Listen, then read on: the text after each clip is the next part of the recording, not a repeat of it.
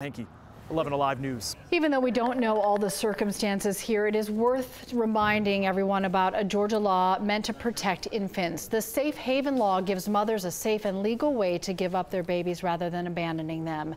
It was recently changed to protect more infants. Before 2017, Georgia's Safe Haven law stated a mother had 7 days to leave a newborn in the hospital if she gave her name and address.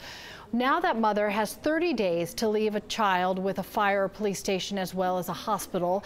They do not have to give their personal information. They must leave the newborn with an employee or a volunteer. And if the mother does all of those things, she will not face any